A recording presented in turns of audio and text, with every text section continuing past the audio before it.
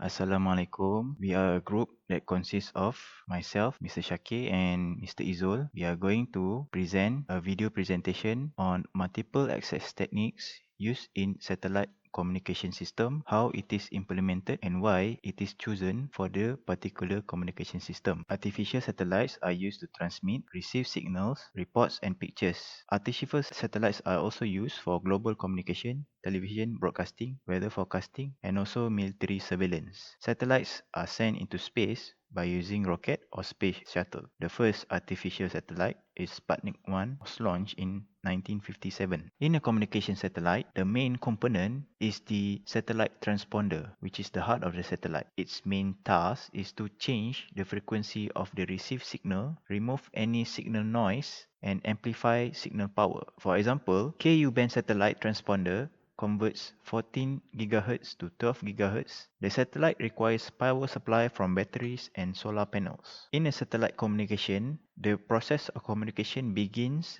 at the Earth Station. The Earth Station is an installation designed to transmit and receive signals from a satellite orbiting around the Earth. Each station sends information in the form of high-powered, high-frequency signals to satellite that receive and retransmit signals back to Earth. These retransmit signals are then received by the Earth Station in the coverage area of the satellite. The area which receives the signal of the satellite is known as the satellite footprint. The transmission system from the Earth to the satellite is called the uplink, while the transmission system from the satellite is called the downlink. To avoid confusion, the uplink and the downlink frequencies are kept different. Therefore, designing satellite communication system must choose the orbit in which the satellite is to be placed. The transponder in the satellite provides the communication channel that receives the signals via the uplink and then retransmit the same signal back to the Earth for intended users via the downlink. Multiple users are geographically dispersed and certain specific techniques are used to allow simultaneous access to the satellite's transponder without interference. Commonly used multiple access techniques in satellite communication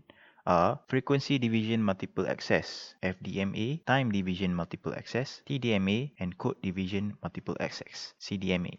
The first multiple access technique in satellite communication is frequency division multiple access. FDMA is the earliest and still one of the most commonly employed forms of multiple access techniques for satellite communication. Earth stations within the satellite footprint transmit one or more message signals at different carrier frequencies. Each carrier is assigned to a small guard band to avoid overlapping adjacent carriers. The satellite transponder receives all carrier frequencies within its bandwidth and does the necessary frequency translation and amplification and then retransmit the signal back towards Earth. Earth stations are capable of selecting the carrier frequency containing messages of their interest. There are two known FDMA techniques in operation today. One of them is multi-channel per carrier technique, MCPC.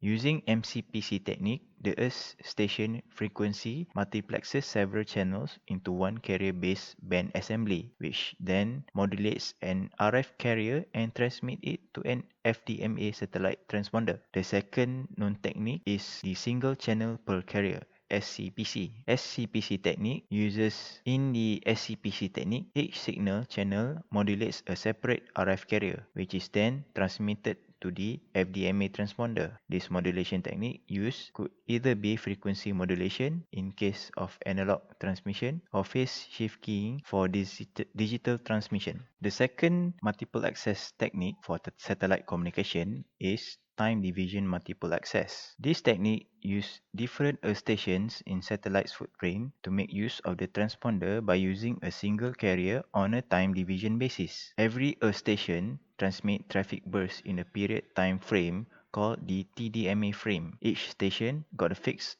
length or slot. The slots which are unused will remain in idle stage. The third multiple access technique in satellite communication is code division multiple access. In CDMA technique, a unique code has been assigned to each channel to distinguish from each other. One of the ways of doing this is by multiplying the information signal by a pseudo-random bit sequence. Interference is avoided as each transmitter uses a unique code sequence. Receiving stations recover the desired information by using a match decoder that works on the same unique code sequence used during transmission. The major advantage of using FDMA lies on its simplicity of Earth citation equipment and the fact that no complex timing and synchronizing techniques are required. FDMA system uses low bit rates compared to average delay spread. It reduces the bitrate information and the use of efficient numerical codes to increase the capacity. It reduces the cost and lower the inter-symbol interference. FDMA system can easily be implemented. It can be configured so that the improvement in terms of speech encoder and bit reduction may be easily incorporated. Since the transmission is continuous, less number of bits are required for synchronization and framing. However, it also has its disadvantages. FDMA requires presence of guard bands and requires right RF filtering to minimize adjacent channel interference. The maximum bitrate per channel is fixed. The inflexibility in bitrate capability is small and does not differ significantly from analog system. Advantages of using code division multiple access is there is no timing coordination unlike time division multiple access. Code division multiple access uses spectrum resistant to interference and no hard limit on number of users. It has a large capacity increase. However, the disadvantages lie on its complexity implementation of spectrum. The power control is essential for practical operation. It is used for 3G standards. The advantages of using TDMA is it is flexible in bitrate and it requires no frequency guard band and also precise narrowband filters. It is easy for mobile and base station to initiate and it can extend battery life of the satellite. TDMA installation offers savings in base station equipment, space and maintenance. It is the most cost-effective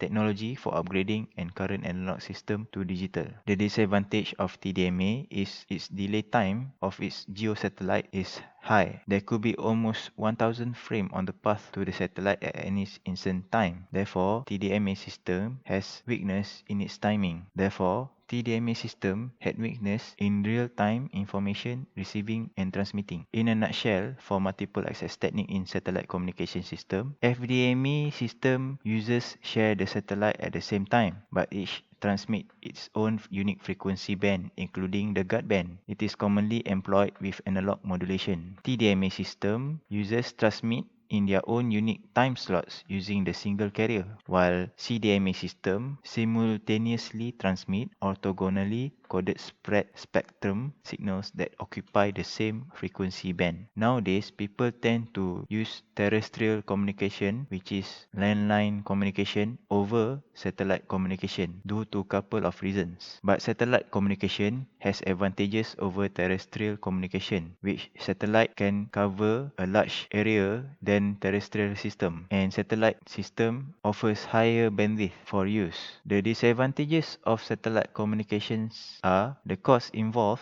in launching satellite into orbit is costly and the satellite bandwidth is gradually become used up. The main problem with satellite communication is the propagation delay in communication compared to terrestrial communication, which is faster. That brings to the end of our presentation for multiple access in satellite communication. We would like to thank you for willing to listen to our presentation.